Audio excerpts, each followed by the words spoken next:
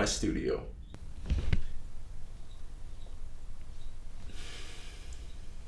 I mean, it works.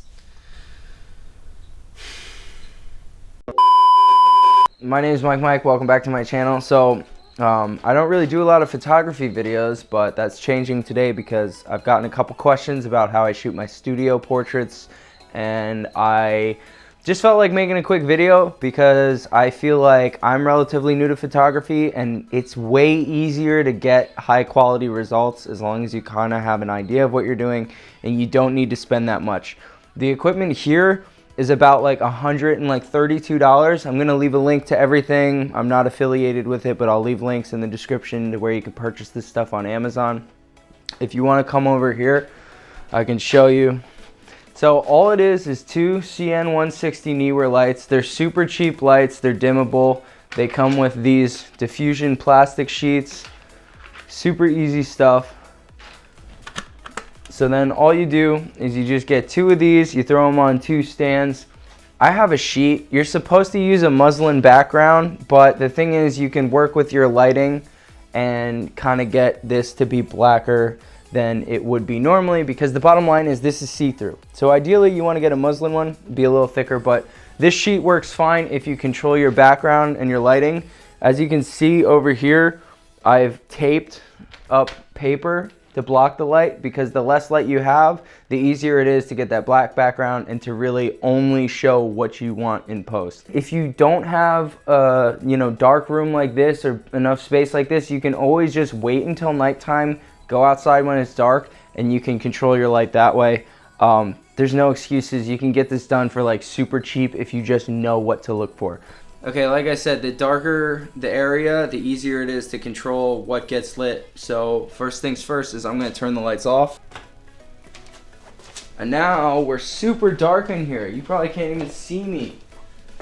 And that's good, because now when I turn this on, you only see exactly what I want you to see. One thing that I like to do with this setup is I like to use a rim light. That way it gives him a nice highlight around the edge of his head, and what that does is it separates him from the background. Now one thing you can do is you can put a light over here, and then it kind of gives him like this round halo effect where it gradients in towards him. That can look pretty cool, but I only have two lights and I like the rim lighting, so I'm gonna go with that. I try to get it as centered on his head as possible, and then that allows me to get the most circumference of the light. So the first lighting pattern that I'm gonna do is I'm just gonna do a basic split one. We're just gonna do a split lighting because that's nice and simple. These lights are on full power. I always keep them on full power, and I just adjust my camera settings accordingly.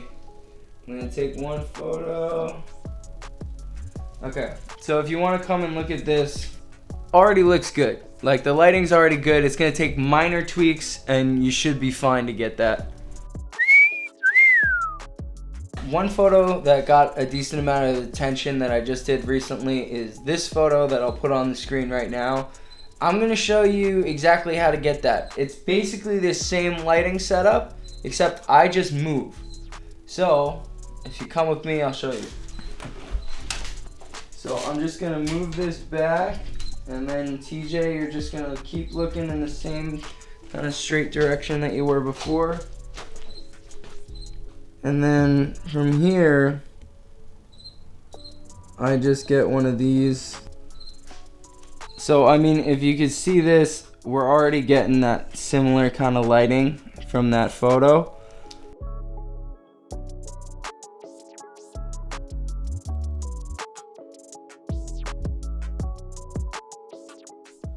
So we're gonna try it with the glasses. I think that looks pretty cool.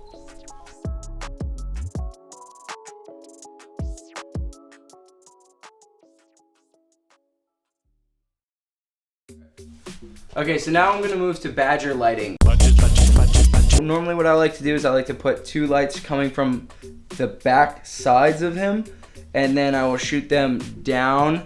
And normally I like to have them looking down a little bit, and it kind of cuts right across the cheekbones. So yeah, something like this. And look down a little more.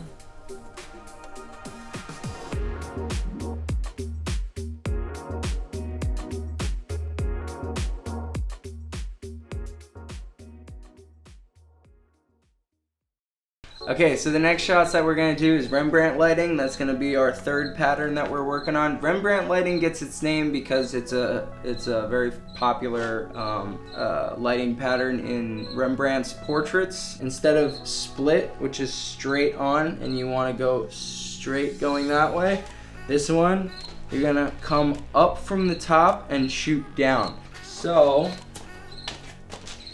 for Rembrandt's, off to the side. Now you notice, you see that? You see that triangle of light that comes in on his cheek over there?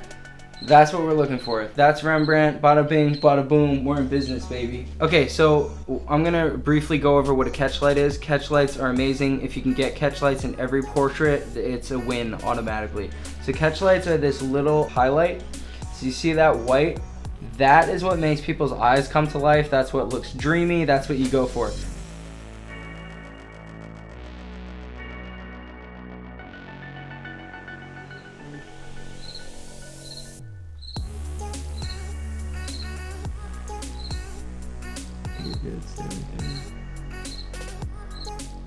Alright, so I'm just taking these on my phone to kind of show you that, like, it really doesn't matter what kind of camera that you have. You can get a good looking portrait just with your phone.